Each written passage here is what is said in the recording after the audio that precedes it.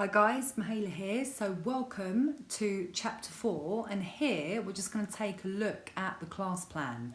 So this is the foundation for you to begin to piece together your yoga class that you're going to teach. Now the idea is you put together your ideal yoga class. So that's where you teach from. So you create your perfect class. So what's the music like? Are you using any essential oils? What's the pace? But you're creating it around your ideal class, not thinking outside of yourself. And then by doing that, the people that are attracted to your class, they will resonate on that same frequency.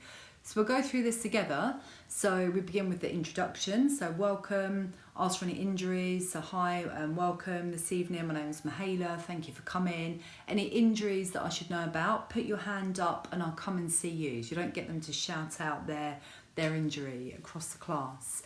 Give the theme for the class, but you don't have to have that. So, but it is nice, you could create a theme. And then we go into the corpse pose, Shavasana, Pranayama.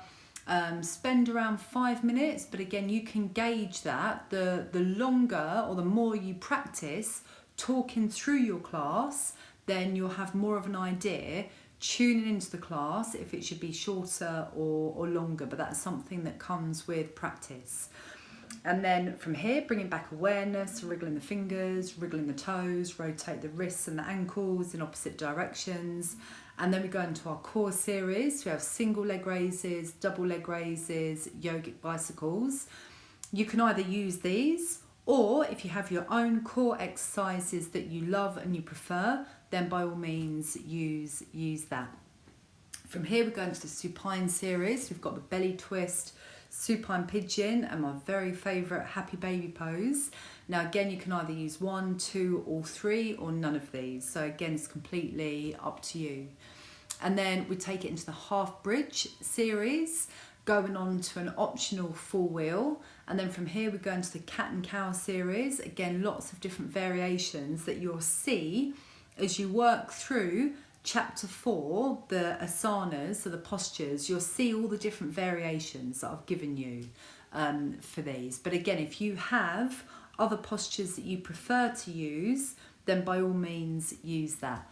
And then from here we go into downward facing dog, and then I get them to walk their feet to their hands and either peel up or come up with a flat back. Have them standing in Tadasana at the front of the mat, ready for the sun salutation or Surya Namaskar. And again, I've given you a sequence that you can use, or if you have your own sequence or own variations that you prefer, by all means use that. And then from here we go on to the standing series, and again I've given you some postures. Again, either use these or you can use your own postures, and again you can either have 1 standing pose or 5 standing postures. Again, remember, you are the one creating the class. And then from there we go into the balance series. So again, I've given you some balance postures, and again scroll through the chapter 4 asanas and you'll see more detail on benefits, how to talk through these, some pictures, variations. And then we take it into the seated series, again some seated postures for you to choose. And then from here we go into the inversion. So again, headstand, shoulder stand, plow pose, fish pose, handstand. We've got an optional bow pose here, arm balances. So that can be considered an inversion. So anything where your head is below the heart is an inversion. Always finish with a spinal twist. That can either be supine, where you're laying down, or a seated spinal twist, and a final relaxation. And you can also have a pranayama or a mudra and a mudra at the opening shavasana and the final shavasana. So again, you can play around with that. Now, this class plan is put together, but you don't have to keep it in this order. So you might be always have an introduction and ask for injuries at the beginning, but you might be the sort of person that prefers to go straight into the Surya Namaskar. So you could have the opening shavasana, instead of laying down, you could have them standing. You could put the core series at the end.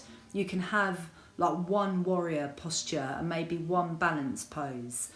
Your checklist is the main components of a yoga class. So as long as you have the introduction, injuries, relaxation, breath, moving the spine in 8 different directions, and that's lengthen, compress, side, side, forward, backward, twist, twist. So they're the 8 different directions you're moving the spine.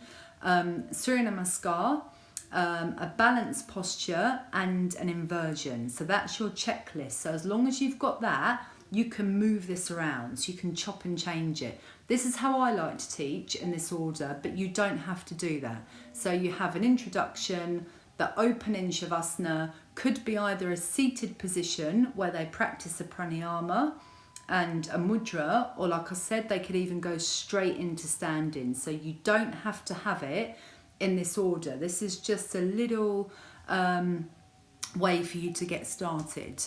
But there you go. So that's the class plan. I hope you enjoy it. If you've got any questions, please do drop me an email. I'm always happy to help and guide you. And then just go through this and then practice on yourself to start with. Do a little recording, send it over to me, and then once we feel happy with that, once I've watched your recording, given you feedback, then you can begin to practice on your friends and then maybe eventually practice in the classes. So number 1, enjoy and have fun.